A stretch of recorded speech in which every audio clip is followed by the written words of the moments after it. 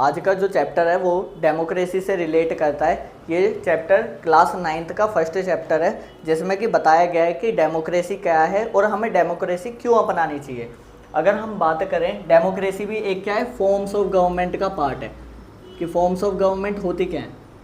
जो forms of government होती हैं, अगर वर्ल्ड की बात करें तो उसमें अलग अलग नेशंस हैं, और उन नेशंस में क्या होती है, डेमोक्रेसी है, ब्यूरोक्रेसी है, ऑटोक्रेसी है। मतलब जो भी पार्टीज़ होती हैं या फिर जो भी वहाँ का किंग होता है वो रूल करता है, और वो रूल किस व्यवस्था से करता है, कौन सी पॉलिसी अपनाता है या फिर कौन सी गवर्नमेंट का फॉर्म अपनाता है, इसे डिस्कस करना बहुत ज़्यादा इम्पोर्टेंट हो जाता है। और ये कहीं ना कहीं ये पॉलिटिकल साइंस का बहुत ज़्यादा इम्पोर्टेंट पार्ट भी है, फॉर्म्स ऑफ गवर्नमेंट।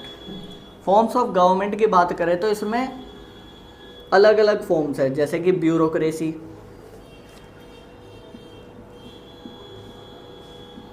मोनार्की,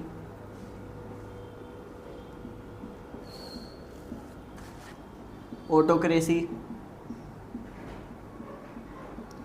और डेमोक्रेसी।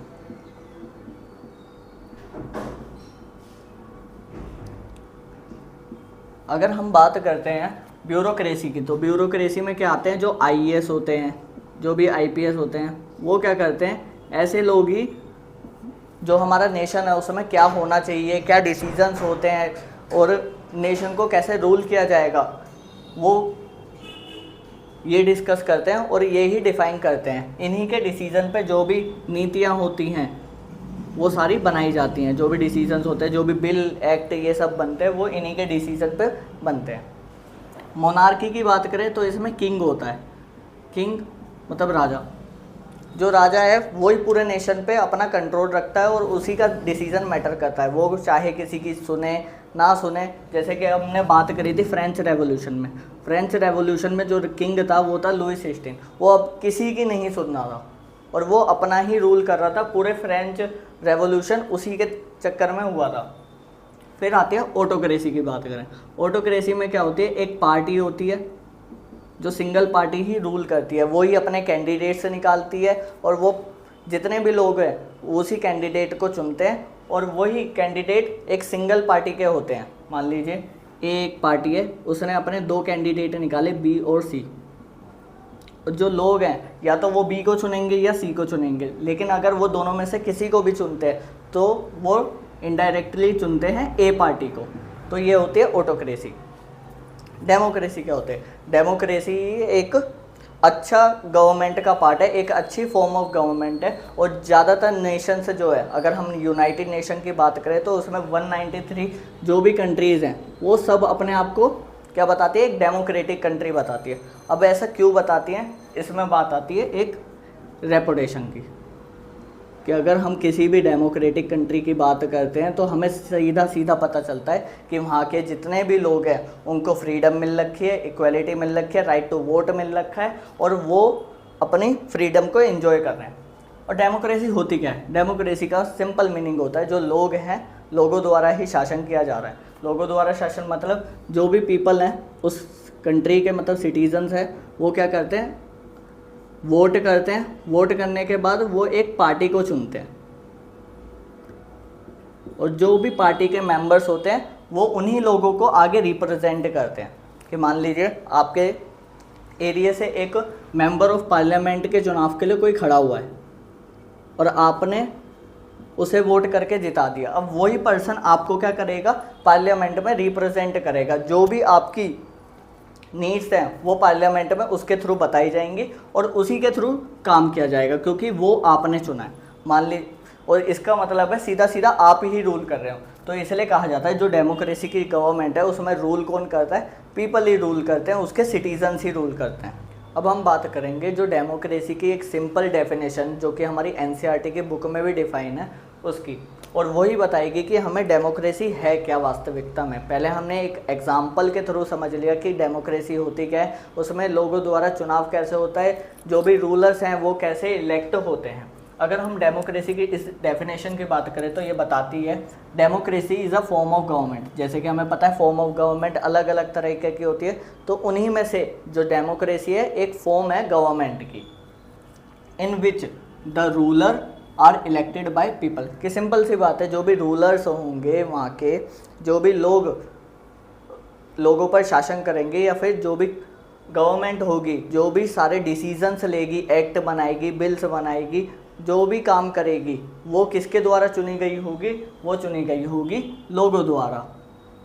और this definition allow us to separate democracy form of government from other form of government. और ये ही डेफिनेशन क्या बताती है कि जो अदर फॉर्म ऑफ गवर्नमेंट है, जैसे कि ब्यूरोक्रेसी हो गया, ऑटोक्रेसी हो गया, या फिर मोनार्की हो गया, ये भी तो कहीं ना कहीं गवर्नमेंट के पार्ट हैं। इन सब से डेमोक्रेसी कैसे अलग है? क्योंकि इन सब में चलती है किसी एक पार्टी की, एक किंग की, या फिर एक पर्सन की। यहाँ पे लोग इलेक्ट नहीं करते, लोगों द्वारा कोई चुनाव नहीं होता, और लोगों के द्वारा कोई शासन नहीं होता। यहाँ पे शासन होता है किसी एक सिंगल पार्टी का, या फिर किसी सिंगल पर्सन का, जो कि कहीं ना कहीं क्या बताता है कि वहाँ के लोगों को क्या क्या नहीं मिल रही है? फ्रीडम नहीं मिल रही, इक्वालिटी नहीं है वहाँ, और एक अच्छा फॉर्म ऑफ गवर्नमेंट नहीं है कि जो भी डिसीजन लिए जा रहे हैं वो किसी सिंगल पार्टी या सिंगल पर्सन के थ्रू लिए जा रहे हैं, और उन लोगों की वहाँ पे नहीं सुनी जा रही। अगर हम डेमोक्रेसी की बात करें कि जो भी गवर्नमेंट होगी वो किसकी बात सुनेगी? पहले वो सुनेगी लोगों की, क्योंकि उसे पता है कि हर 5 साल या फिर कुछ सालों में इलेक्शंस होंगे। अगर उसने सही से काम नहीं करा, जिन लोगों ने उसे गवर्नमेंट के रूप में बैठाया है, या फिर जो भी उसे प्राइम मिनिस्टर, प्रेसिडेंट जो भी बनाया है, अगली बार वो नहीं बनेगा। तो कहीं ना कहीं ये भी डर रहता है उसे, और इसलिए ही डेमोक्रेसी जो गवर्नमेंट है उसमें हमें फ्रीडम, इक्वलिटी और बहुत सारे राइट्स मिलते हैं, बट यहाँ पे नहीं मिलते। अगर हम बात करते हैं एग्जाम्पल्स की, कि एक इंडिया है जो कि जिस देश में हम रहते हैं, और वो एक क्या है? डेमोक्रेटिक कंट्री है। डेमोक्रेटिक कंट्री, यहाँ पे क्या होता है? फेयर और फ्री इलेक्शंस होते हैं। जब भी इलेक्शंस होते हैं, जैसे कि अभी बात करें 2024 में लोकसभा के इलेक्शंस हुए थे, उसमें जितने भी कैंडिडेट खड़े हुए थे वहाँ पर क्या हुआ था? इलेक्शंस हुए और उन कैंडिडेट्स को चुना गया, और फाइनली बीजेपी गवर्नमेंट आई। तो ये क्या थे? एक फेयर एंड फ्री इलेक्शन थे, जहाँ पे लोगों पर कोई दबाव नहीं बनाया गया था, कि उन्हें फोर्स नहीं किया गया था कि आपको अगर इलेक्शन करना है, आपको वोटिंग करनी है, तो आप किसी पर्टिकुलर पार्टी को ही करो या फिर पर्टिकुलर पर्सन को ही करो। उन्होंने अपने मन से, अपनी इच्छा के अनुसार बीजेपी को वोट करो, और फाइनली बीजेपी जीत गई। और जो भी आज का मतलब बीजेपी गवर्नमेंट है, वो क्या है? अब रूल ही तो कर रही है, और ये क्या है? एक रूलर ही तो है, जिसे किसने चुना है? यहाँ के सिटीजन्स ने चुना है, इंडिया के सिटीजन्स ने ही चुना है। तो देखा कि जो भी सिटीजन्स है, जो भी पीपल है उस कंट्री के, वो क्या करते हैं? उस फॉर्म ऑफ गवर्नमेंट को चुनते हैं, उस गवर्नमेंट को चुनेंगे, और वही गवर्नमेंट उन्हीं के अनुसार क्या करेगी? वहाँ पर शासन करेंगे। अब आते हैं नॉन डेमोक्रेटिक कंट्रीज़। म्यांमार की बात करें या फिर सऊदी अरेबिया की बात करें, तो कहीं ना कहीं ये पहले नॉन डेमोक्रेटिक कंट्री थी, क्योंकि म्यांमार में किसका रूल होता था? मिलिट्री का। अब मिलिट्री किसी की सुनती तो है नहीं। जो भी मिलिट्री के रूल होते थे, जो भी वहाँ के कमांडर्स होते थे, वो क्या करते थे? म्यांमार पे रूल करते थे, और लोगों की सुनी नहीं जाती थी। लोग कहते रह जाते थे, बोलते रह जाते थे, लेकिन मिलिट्री वाले अपना ही काम करते थे, खुद के ही डिसीजन निकालते थे। सऊदी अरेबिया की बात करें, कहीं ना कहीं वहाँ पे लोगों द्वारा रूलर्स हैं वो चुने तो जाते हैं, बट वो किस बेसिस पे चुने जाते हैं? कि वो जो रूलर है वो कहीं ना कहीं एक रॉयल फैमिली से बिलोंग करता है, किसी अमीर पार्टी से बिलोंग करता है। वो कहीं ना कहीं एक फोर्स भी है कि अगर आप किसी गरीब व्यक्ति को बनाओगे नहीं है, जो भी रॉयल फैमिली से बिलोंग करता है, जिसके पास अच्छा पैसा है, अंधा पैसा है, आप उसे ही क्या करोगे? रूलर बनाओगे। तो कहीं ना कहीं ये डेमोक्रेटिक, नॉन डेमोक्रेटिक कंट्री को दिखाते हैं। बट अब हमने ये तो देख लिया डेमोक्रेसी होती क्या है, जो फॉर्म है डेमोक्रेसी गवर्नमेंट का वो है क्या। बट इससे कुछ ना कुछ क्वेश्चंस अराइज होते हैं। मेनली 3 क्वेश्चन अराइज किए गए हैं कि भाई आपने जो रूलर चुन लिया वो रूलर होगा कौन। कि मान लीजिए एक बीजेपी है, बीजेपी गवर्नमेंट है, इसने बहुत सारे एमपी कैंडिडेट के लिए खड़े किए और आपने उन्हें चुनाव के लिए सिलेक्ट भी कर लिया, तो वो क्या बने? आगे जाके मेंबर ऑफ पार्लियामेंट बने और बीजेपी गवर्नमेंट सत्ता में आ गई। बट वो रूलर कैसे बने, अब बात आती है इलेक्शन की। जो डेमोक्रेसी है, डेमोक्रेटिक इलेक्शंस होते हैं वो कैसे होते हैं, मतलब वहाँ पे वोटिंग सिस्टम होता है या फिर लोग कैसे चुनते हैं। सीधा सीधा तो भाई उनके कंधे पे हाथ रख के नहीं कर पाएंगे, इसलिए इलेक्शन जो होते हैं वो कैसे होते हैं, किस प्रकार होते हैं, ये एक क्वेश्चन अराइज होता है। फिर थर्ड क्वेश्चन अराइज होता है जो भी पीपल हैं रूलर को कैसे इलेक्ट कर रहे हैं। उसके लिए कहीं ना कहीं भाई 18+ होना ज़रूरी है। राइट टू वोट हर किसी बच्चे को भी नहीं दे सकते, किसी पागल इंसान को भी नहीं दे सकते, तो कहीं ना कहीं उसे 18+ होना ज़रूरी है। कहीं ना कहीं ये क्राइटेरिया अलग अलग देशों में अलग अलग है। तो मेनली ये 3 क्वेश्चन अराइज होते हैं जिनका आंसर आगे मिलेगा। अब जो भी क्वेश्चन पूछे गए थे कि मतलब जब भी हमने डेमोक्रेसी की डेफिनेशन पढ़ी थी और उसमें 3 क्वेश्चन अराइज हुए थे। जैसे कि पहला क्वेश्चन था जो भी हमने रूलर चुना है तो वो कौन होगा, तो उसका आंसर ये है दोज इलेक्टेड बाय पीपल, वो पर्सन या फिर वो पार्टी जो कि लोगों द्वारा ही चुनी गई है। जो भी इलेक्शन हुए हैं उसमें लोगों ने पार्ट लिया है और उन पीपल्स ने क्या करा है, जो गवर्नमेंट है उसे इलेक्ट किया है, तो उसी की गवर्नमेंट बनेगी और वो ही क्या बनेगा, रूलर। और सेकंड क्वेश्चन था what kind of election consist a democratic election, कि मतलब ऐसे कौन से इलेक्शन है, कैसे इलेक्शन होते हैं जिनसे हमें पता चलता है वो एक डेमोक्रेटिक इलेक्शन है, जो कि एक डेमोक्रेटिक गवर्नमेंट के लिए किए गए हैं। तो उसका आंसर है एक फ्री और फेयर इलेक्शन, कि मतलब ऐसे इलेक्शन जो कि बिल्कुल फ्री और फेयर है। फ्री का मतलब यहाँ पे मुफ्त से नहीं है, फ्री का मतलब यहाँ पे रहे जो भी पर्सन है उन पर कोई भी फोर्स यूज़ नहीं किया जाएगा किसी गवर्नमेंट को वोट देने के लिए। और फेयर इलेक्शन मतलब यहाँ पे किसी भी तरीके की पार्शियलिटी नहीं की जाएगी। जैसे कि मान लीजिए हमारी कंट्री में बीजेपी या फिर कांग्रेस के इलेक्शन होते हैं, मतलब एक इलेक्शन हुए उसमें बीजेपी और कांग्रेस ने पार्ट लिया और उसमें दबाव बनाया गया लोगों पर कि आप बीजेपी को वोट दें, तो ये क्या होंगे, एक फ्री और फेयर इलेक्शन नहीं होंगे, क्योंकि यहाँ पे सीधी सीधी पार्शियलिटी दिख रही है या फिर किसी एक फोर्स यूज़ किया गया है किसी भी गवर्नमेंट के थ्रू लोगों पर। तो एक फ्री और फेयर इलेक्शन होना बहुत ज़्यादा ज़रूरी है, किसके लिए, एक डेमोक्रेटिक गवर्नमेंट के लिए। थर्ड क्वेश्चन था who are the people who can elect the ruler, कि मतलब वो कौन पीपल होंगे, कौन लोग होंगे जो कि उस गवर्नमेंट को इलेक्ट करेंगे। तो इसका एक आंसर है 1 पर्सन 1 वोट 1 वैल्यू, कि मतलब उन पर्सनस को क्या दिया जाएगा, एक वोट दिया जाएगा और उन वोट की सेम वैल्यू होगी। और वो पर्सन होंगे कौन, इसके लिए एक कंसेप्ट आता है राइट टू वोट का, कि किन पर्सन को दिया गया है राइट टू वोट, उसकी बात करेंगे आगे। अब हम इन तीनों क्वेश्चन और इनके आंसर्स को एक कहानी के थ्रू समझेंगे जो कि अलग अलग देशों में जो भी घटनाएं हुई। जैसे कि अगर हम बात करते हैं हु आर द रूलर, कि मतलब डेमोक्रेटिक कंट्री में रूलर कैसा होना चाहिए, तो पाकिस्तान की बात करें तो कहीं ना कहीं उसने भी अपने आप को क्या बता रखा है, एक डेमोक्रेटिक कंट्री बता रखा है। लेकिन अगर हम उसका पास्ट देखें तो वो बताता है कि पाकिस्तान एक सही से डेमोक्रेटिक कंट्री नहीं है, क्योंकि एक सिचुएशन आती है कि जब 1999 में पाकिस्तान जनरल जो थे परवेज़ मुशर्रफ, आर्मी के लीडर थे परवेज़ मुशर्रफ, उन्होंने क्या कर रहा था, जो पाकिस्तान की डेमोक्रेटिक जो कंट्री थी उसे ओवरथ्रू कर दिया था। ओवरथ्रू मतलब गवर्नमेंट का शासन हटा दिया, गवर्नमेंट जो रूल कर रही थी उसे हटा दिया और अपने आर्मी के थ्रू पाकिस्तान को क्या कर रहे थे, रूल कर रहे थे। जो भी डिसीज़न लिए जा रहे थे हैं और जो भी बिल या फिर एक्ट बनाए जा रहे थे वो एक आर्मी के थ्रू बनाए जा रहे थे। लेकिन हमें जैसे ही पता है कि डेमोक्रेटिक कंट्री में जो भी रूलिंग पार्टी होती है वो किसके थ्रू चुनी जाती है, पीपल के थ्रू। लेकिन आर्मी है वो तो भाई पीपल के थ्रू नहीं चुनी जाती, तो कहीं ना कहीं वो भी डेमोक्रेटिक कंट्री नहीं बता रहा है ये कंसेप्ट। और जो भी परवेज़ मुशर्रफ था उसने क्या करा था, ओवरथ्रू कर दिया अब गवर्नमेंट को और अपना रूल चालू कर लिया और उसने अपने आप को क्या बना दिया, चीफ एग्जीक्यूटिव, मीन्स सीधा सीधा प्रेसिडेंट बना दिया अपने आप को। फिर आती है 2002 की बात। अब उसने क्या करा, उसने खुद ही एक डिसीजन ले लिया और अपनी जो भी रूल कर रहा था, रूलिंग का जो भी टाइम था उसे एक्सटेंड करके 5 ईयर और बढ़ा दिया। अगर कोई भी पार्टी है या फिर डेमोक्रेटिक गवर्नमेंट है और उसे आगे रूल करना है तो उसे हर 5 साल के बाद या फिर कुछ टाइम पीरियड के बाद इलेक्शन में पार्टिसिपेट करना होता है, और अगर वो पार्टिसिपेट करने के बाद जीत जाती है तभी वो रूल करती है। लेकिन यहाँ पे तो ऐसा नहीं हो रहा। परवेज़ मुशर्रफ ने क्या करा, अपनी दादागिरी दिखाई और सीधा सीधा 5 साल का टाइम जो है एक्सटेंड कर दिया, जो कि एक डेमोक्रेटिक कंट्री को नहीं दिखाता। थर्ड, और जो भी लास्ट डिसीजन लिए जाते थे वो किसके थ्रू लिए जाते थे? मुशर्रफ के थ्रू लिए जाते थे या फिर उसकी आर्मी के थ्रू।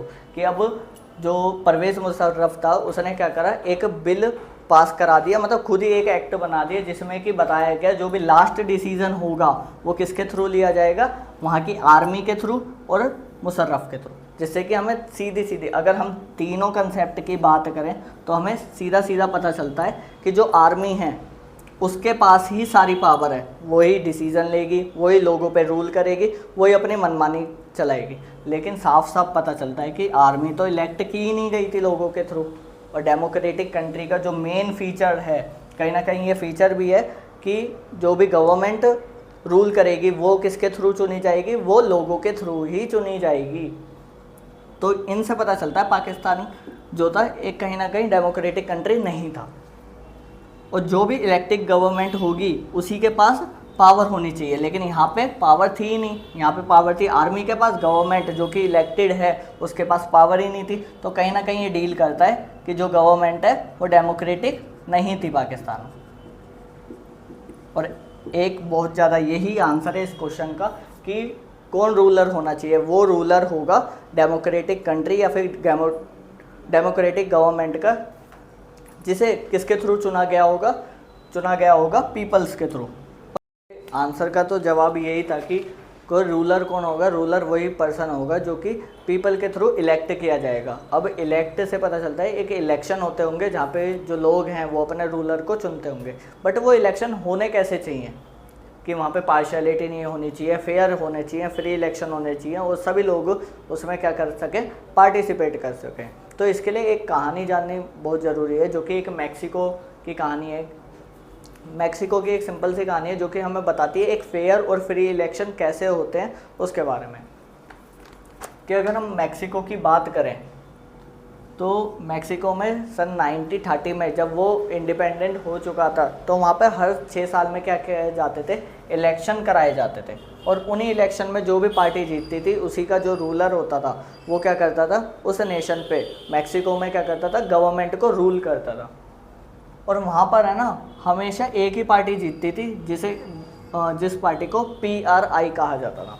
PRI एक पार्टी थी जो कि हर इलेक्शन में वोन होती थी 2001 तक। अब लगा लो 1930 से लेके 2001 तक जितने भी इलेक्शन हुए उसमें कौन पार्टी जीती? PRI। अब इसका रीज़न क्या था? ऐसा कोई रीज़न नहीं था कि मतलब वो अच्छे काम करती थी और सभी लोगों की सुनती थी और एक फेयर और फ्री इलेक्शन होते थे। वहाँ पे ऐसा कुछ नहीं होता था। कहा जाता है मैक्सिको के पास्ट में कि जो PRI गवर्नमेंट थी उसने डर्टी ट्रिक्स अपनाई थी कि मतलब जो भी उसने काम करे लोगों पर फोर्स करा, लोगों के पेरेंट्स के ऊपर फोर्स करा और कहीं ना कहीं अपोजिशन का जो रूल था उसे भी इग्नोर करा। और इन्हीं एक्टिविटीज़ के थ्रू क्या करती थी? जो PRI है वो हर इलेक्शन में जीतती थी। PRI ने क्या करा? 2001 तक गवर्नमेंट जो एम्प्लॉयज़ होते थे उनके लिए एक पॉलिसी बना दी, जितनी भी पार्टीज़ की मीटिंग होगी उसमें आपको रहना मैंडेटरी है। आप पार्टीज़ की जो भी मीटिंग है उसे अटेंड करोगे और कहीं ना कहीं उस पार्टीज़ की मीटिंग में क्या करते थे? वो गवर्नमेंट एम्प्लॉयज़ पे दबाव बनाते थे कि आप हमें ही वोट करो। तो इसी से उनके वोट बढ़ जाते थे और यही रीज़न था वो पार्टी हर बार जीत रही थी। गवर्नमेंट स्कूल के जो भी टीचर्स होते थे वो क्या करते थे? पेरेंट्स मीटिंग हो गई या फिर स्कूल में जब भी पेरेंट्स आ रहे हैं उन्हें क्या करते थे? कहीं ना कहीं फोर्स करते थे कि आप PRI जो पार्टी है उसे ही वोट दो। जो भी मीडिया थी वो अपोजिशन की जो भी एक्टिविटीज़ हो रही है, अपोजिशन कुछ अच्छा काम कर रही है या फिर अपोजिशन किसी भी बात पे बहस करे, उन सारी एक्टिविटीज़ को इग्नोर कर देती थी और कहीं ना कहीं PRI का ही बोलबाला देखने को मिलता था कि आज PRI ने ये करा, PRI ये ऐसे करे, PRI अच्छे काम करिए। लेकिन जहाँ अपोजिशन की बात आती थी वो अपोजिशन को सीधा सीधा इग्नोर करती थी। और केवल जब बात आती थी ना क्रिटिसिज्म की, जब भी PRI गवर्नमेंट के जो अगेंस्ट में अपोजिशन पार्टी है उसकी बुराइयां करनी होती थी, तब वो टीवीज़ और न्यूज़ चैनल पे भर भर के की जाती थी। इसलिए उनके वोटिंग बैंक था वो कहीं ना कहीं बढ़ता था। फोर्थ पॉइंट, जो पोलिंग बूथ होते थे वो लास्ट मिनट पे क्या कर दिए जाते थे, शिफ्ट कर दिए जाते थे, जिससे कि क्या होता था, जिस एरिया में पीआरआई गवर्नमेंट के अगेंस्ट में जो लोग हैं, जो भी उसे वोट करना नहीं चाहते, वो वोट दे नहीं पाते थे, और इससे क्या होता था, वोटिंग कम होती थी और फेवर में, पीआरआई के फेवर में ही सारी वोटिंग होती थी। लेकिन कहीं ना कहीं इन सब से क्या पता चलता है कि ये एक फेयर इलेक्शन होते थे, कि भाई लोगों को धमकाना या फिर गवर्नमेंट एम्प्लॉय पे क्या करना, दबाव बनाना। स्कूल में जो भी पेरेंट्स आ रहे हैं या फिर स्कूल के जो टीचर्स हैं वो कहीं ना कहीं फोर्स यूज़ कर रहे हैं, अपोजिशन की जो एक्टिविटीज़ हैं उन्हें इग्नोर किया जा रहा है, और लास्ट मिनट पे आप पोलिंग बूथ हटा रहे हो, एक दूसरे से दूसरी जगह लगा रहे हो, तो कहीं ना कहीं ये फेयर और फ्री इलेक्शन नहीं थे। और इसलिए बताया जाता है कि जो फेयर, जहाँ पे भी फेयर और फ्री इलेक्शन नहीं होते वो एक डेमोक्रेटिक कंट्री नहीं मानी जाती, क्योंकि डेमोक्रेटिक जो कंट्रीज़ होती हैं उसमें जो भी डेमोक्रेटिक गवर्नमेंट होती है उसका कहीं ना कहीं सेकंड मोस्ट इम्पोर्टेंट फीचर क्या है, फेयर और फ्री इलेक्शन। जहाँ पे भी फेयर और फ्री इलेक्शंस होंगे वहीं डेमोक्रेटिक गवर्नमेंट फॉर्म होगी। अब फ्री इलेक्शन में आ क्या जाता है, फ्री इलेक्शन में इनकी सारी अपोजिट चीज़ें ही आ जाती हैं कि भाई किसी के ऊपर फोर्स से नहीं, दबाव नहीं बनाया जाएगा, आप इस पार्टी को वोट दो। सभी की वोट की जो वैल्यू होगी वो एक समान ही होगी, ये नहीं कि अगर कोई पर्सन रिच है तो उसकी वोट की वैल्यू 50% हो गई और कोई भी पुअर पीपल है उसकी वोट की वैल्यू हो गई 25%, सबकी वैल्यू सेम रहती थी। यही एक फेयर और फ्री इलेक्शन होते हैं। कभी भी इलेक्शन किए जाएंगे गवर्नमेंट के थ्रू तो वो फेयर और फ्री ही किए जाएंगे, सभी लोगों को एक समान अधिकार होगा, सभी को राइट टू वोट होगा और कोई भी दबाव क्रिएट नहीं किया जाएगा। तो कहीं ना कहीं ये सेकंड फीचर बताता है एक डेमोक्रेटिक गवर्नमेंट का कि फेयर और फ्री इलेक्शन होना ज़रूरी है। अब थर्ड क्वेश्चन ये है कि वो कौन से लोग होंगे जो कि एक डेमोक्रेटिक गवर्नमेंट को क्या कर सकते हैं, फॉर्म कर सकते हैं। जैसे कि हमें पता है कि इलेक्शन के थ्रू ही कि अगर हम बात करते हैं जो भी डेमोक्रेटिक गवर्नमेंट है वो एक इलेक्शन के थ्रू आती है। अब वो इलेक्शन में कौन से लोग पार्ट लेंगे, तो उस इलेक्शन में लोग पार्ट लेंगे जिन्हें राइट टू वोट मिला हुआ है, कि उन्हें इलेक्शन में जो भी वोटिंग करेंगे उनके पास क्या होना जरूरी है, राइट टू वोट होना जरूरी है। अब अलग अलग कंट्रीज में राइट टू वोट अलग अलग बेसिस पे, एज के बेसिस पे दिया गया है। जैसे कि अगर हम इंडिया की बात करें तो इंडिया में जो राइट टू वोट दिया गया है 18+ के जितने भी पीपल हैं उन्हें दिया गया, तो वो ही अपना राइट टू वोट यूज करते इलेक्ट करते हैं। और साथ में इलेक्शन में जो भी इलेक्ट किए गए जो भी कैंडिडेट है उन्हें कैसे इलेक्ट किया जाएगा, और जो ये है 1 पर्सन 1 वैल्यू और 1 वोट का मतलब क्या है कि एक पर्सन उसे एक वोट ही दिया जाएगा और उस वोट की जो भी वैल्यू होगी वो सबकी सेम होगी, किसी की न ज़्यादा न किसी की कम। अगर हम सऊदी अरेबिया की बात करें तो सऊदी अरेबिया में 2015 तक जो भी वहाँ की वुमन थी उन्हें क्या नहीं था, राइट टू वोट नहीं था, और खाली मेल्स वहाँ पे वोटिंग करते थे। लेकिन कहीं ना कहीं ये राइट टू वोट के खिलाफ है। और एक डेमोक्रेटिक कंट्री में जितने भी लोग होते हैं, चाहे वो मेल हो, फीमेल हो, ट्रांसजेंडर हो, कोई भी है अगर वो 18+ हैं या फिर उनका जो भी क्राइटेरिया है वो फुलफिल कर देते हैं तो उन्हें राइट टू वोट दे देना चाहिए और उन्हीं लोगों के थ्रू क्या करनी चाहिए, एक गवर्नमेंट फॉर्म करनी चाहिए। अगर वैल्यू की बात करें तो फिजी एक कंट्री है जहाँ पर जो इंडिजीनियस फिजी है, जो वहाँ के खुद के सिटीजन्स हैं, वो क्या है, उनके जो वोट की वैल्यू है वो कहीं ना कहीं ज़्यादा थी इंडियन फिजी से, जो कि इंडिया में फिजी रहते थे और वो वहाँ पे जाके शिफ्ट हो गए थे और वो वहाँ के सिटीजनशिप उन्होंने ले ली थी। उनकी वोट की वैल्यू कम थी और वहाँ के जो खुद के सिटीजन थे, फिजी थे, उनकी वैल्यू ज़्यादा थी। और ये भी गलत है क्योंकि एक डेमोक्रेटिक कंट्री का रूल है और मेन फीचर भी है 1 पर्सन 1 वोट 1 वैल्यू। एक पर्सन उसे एक ही वोट दिया जाएगा और सभी वोटों की वैल्यू क्या होगी, सेम होगी।